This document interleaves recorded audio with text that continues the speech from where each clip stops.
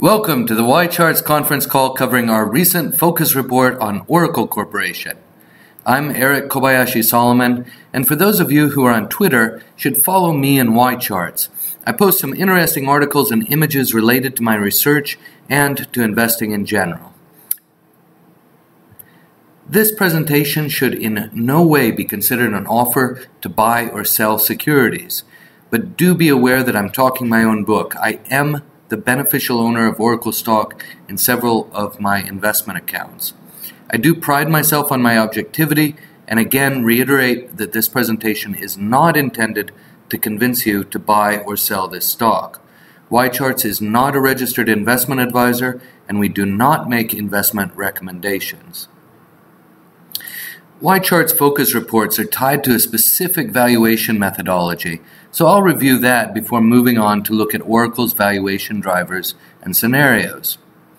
I'll go through the valuation methodology overview quickly, but for a full explanation, please read the methodology section that follows every focus report.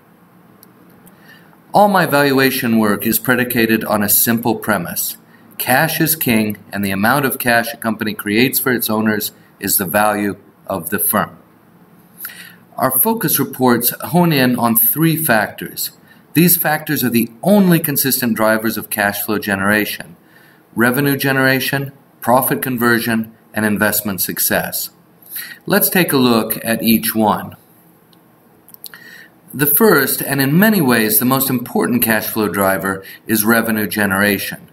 You can either sell a lot of stuff for a little money, or a little stuff for a lot of money.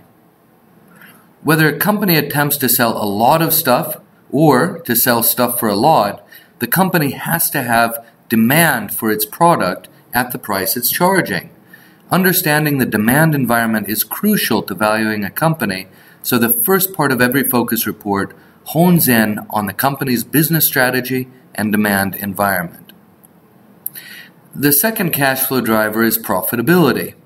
Profitability is contingent on how much it costs for a company to provide its products or services. Some costs are direct ones: salaries, inventories, taxes, interest, and the like. Deducting all these costs gives us cash flow from operations.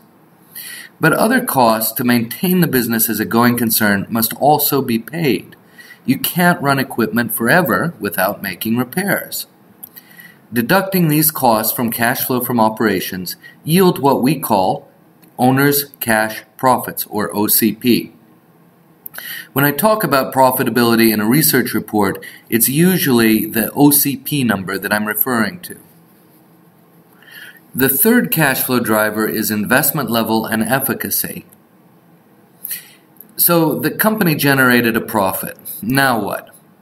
Management can either return cash to owners in the form of dividends, or it can plow some or all of the cash back into the business by investing in its productive capacity, like this factory floor here. Either of these choices have implications on the future growth of the thing that we're using to value the company, cash flow. If the company doesn't invest in growth, it won't grow. If the company invests in growth, future growth will be dependent on investing success. Whatever cash is paid to shareholders or is not spent on investments is what we call FCFO, free cash flow to owners. This is the cash flow figure that we're projecting into the future to estimate the fair value of the company. Now, a good analysis is one that looks at each of these drivers, revenue growth, profitability, and investment level and efficacy, over a period of time that allows you to see how much cash the company generates in different operational environments. This is the purpose of the YCharts focus report.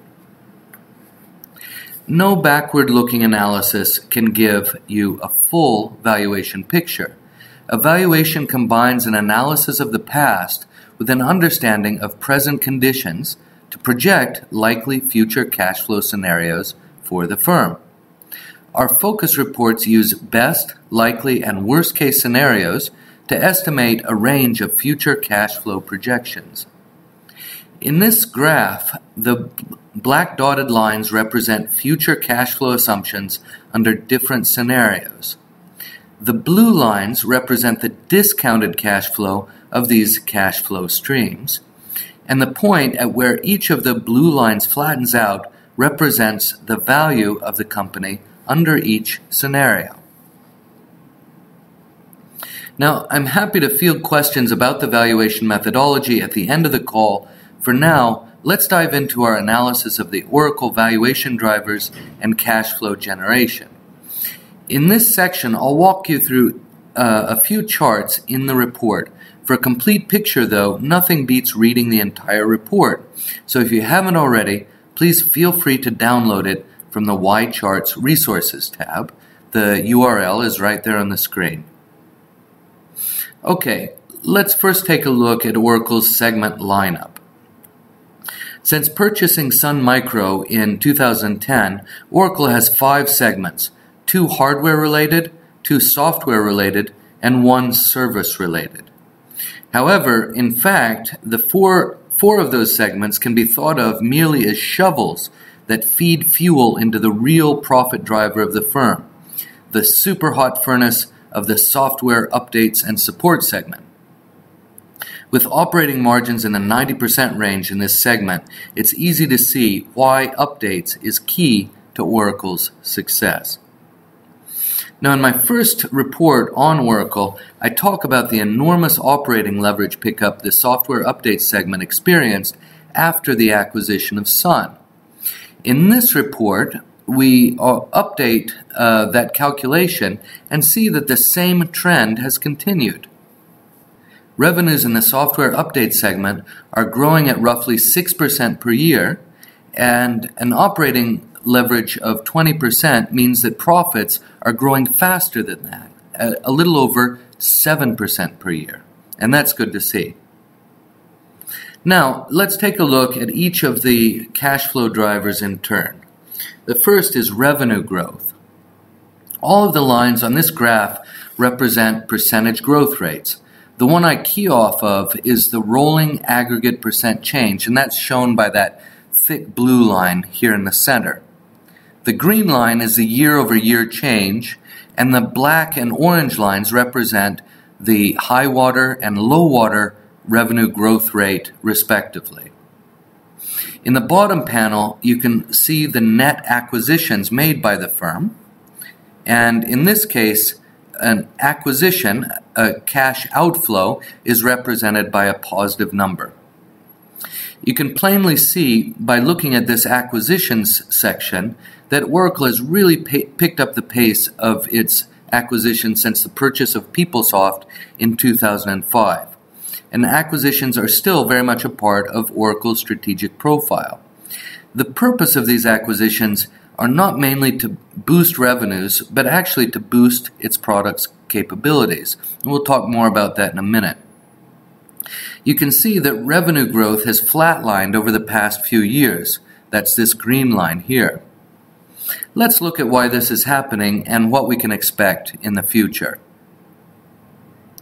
The main root cause for the revenue weakness is Oracle's killing off of some of Sun's server lines that simply can't compete against cheap Wintel boxes.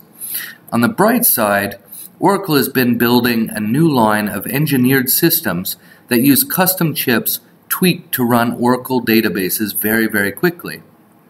This product line has been selling like hotcakes, but the culling off of the legacy Sun products have more than offset this good news. A smaller but still material factor to the revenue growth slowdown has been the tepid worldwide semi-recovery that we've quote-unquote enjoyed since the mortgage meltdown.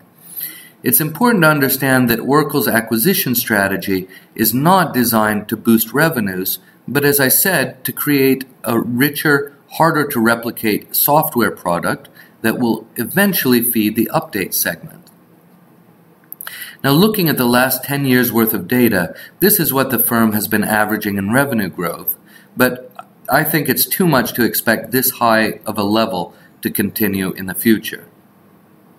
Let's turn now to the next driver, that's profitability.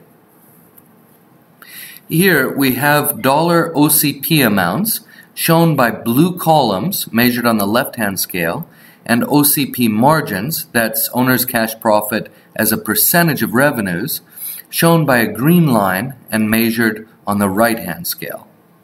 The main thing I see when I look at this graph is the steady step up of baseline profitability, from the mid-teens to the 30% level right here.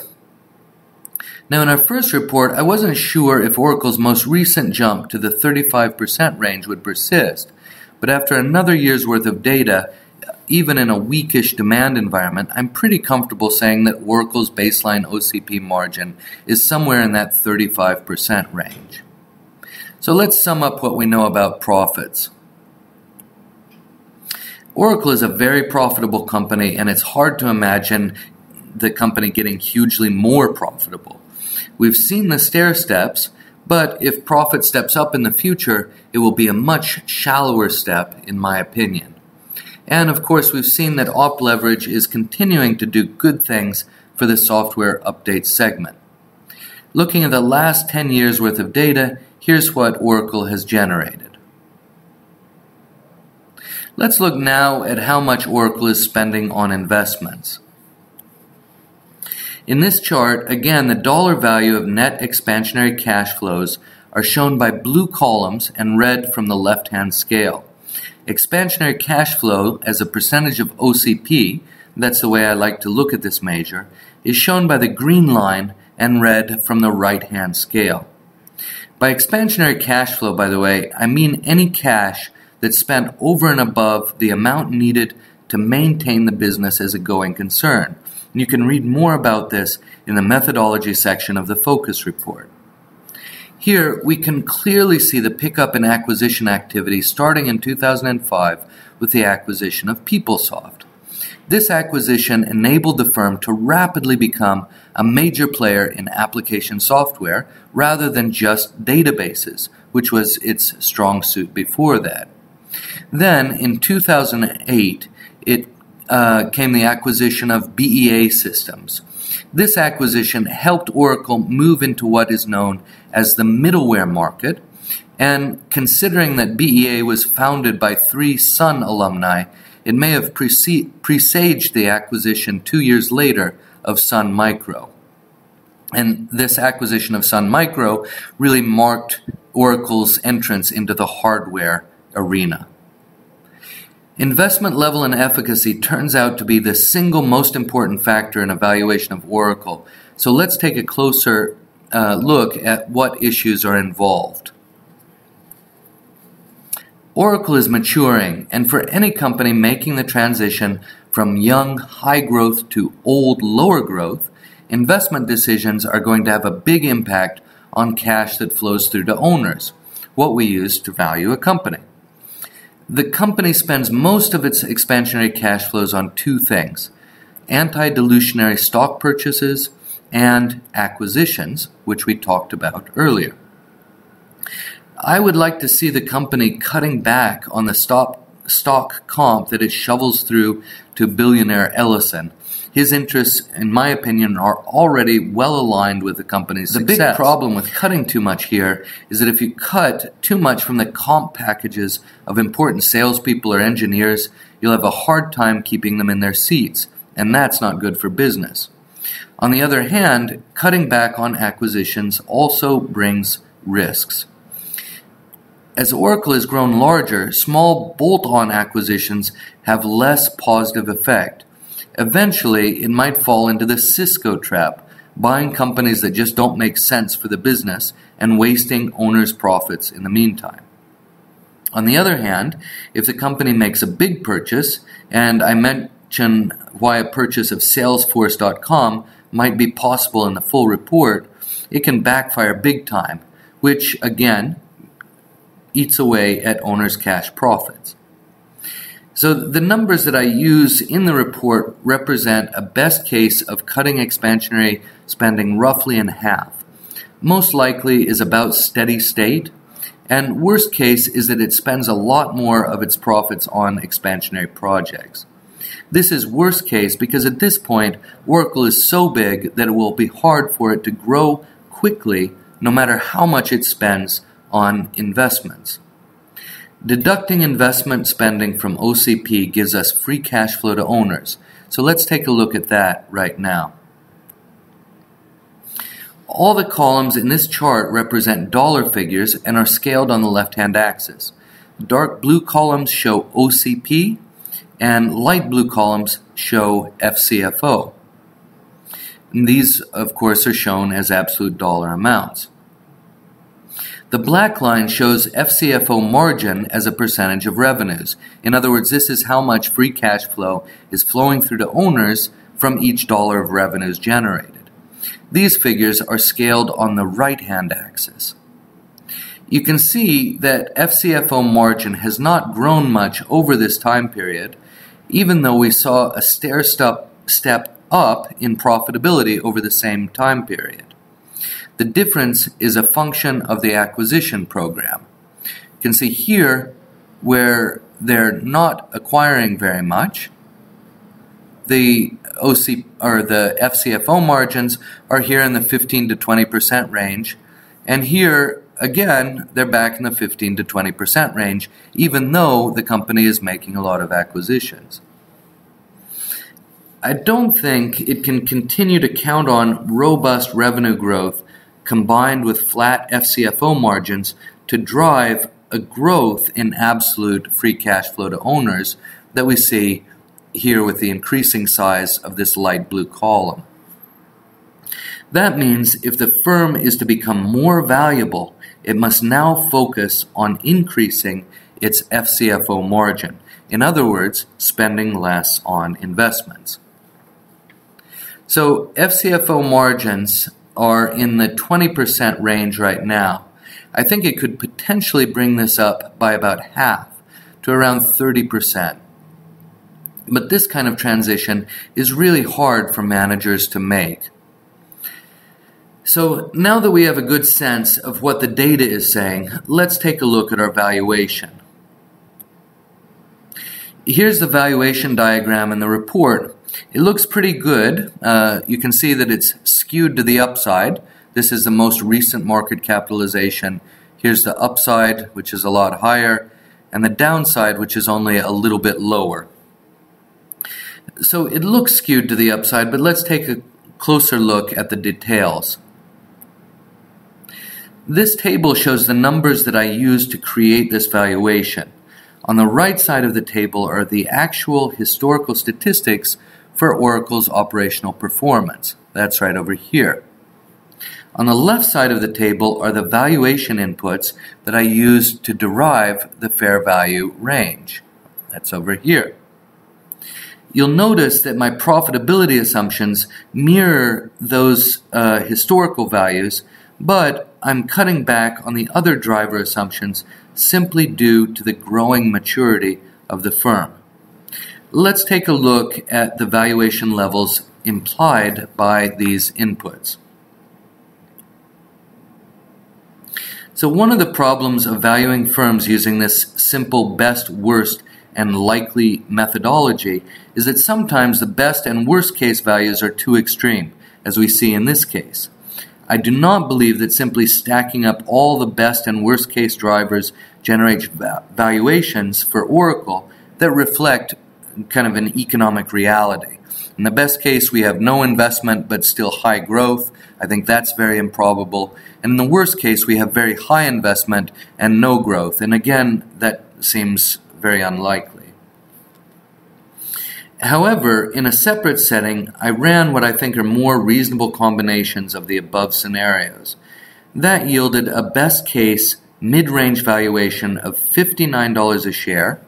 That's right here, about a 55% increase.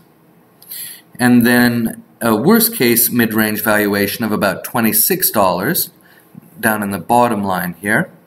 And that's a fall of about 32%, and the likely case was just the same as the likely case mentioned before.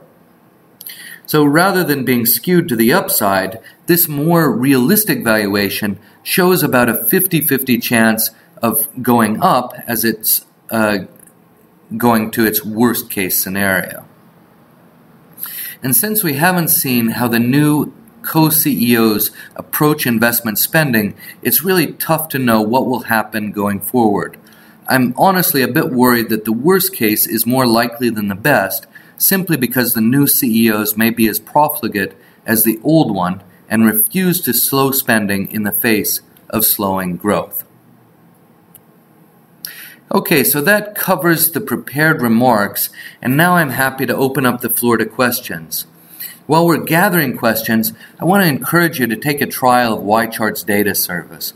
My own research work has been made much more efficient thanks to my access to the YCharts Pro tools. I can concentrate on asking and answering interesting, important questions thanks to these tools, rather than spending time on finding and compiling data. Thank you again for joining me today. Please reach out to our sales team to learn more about YCharts data offerings.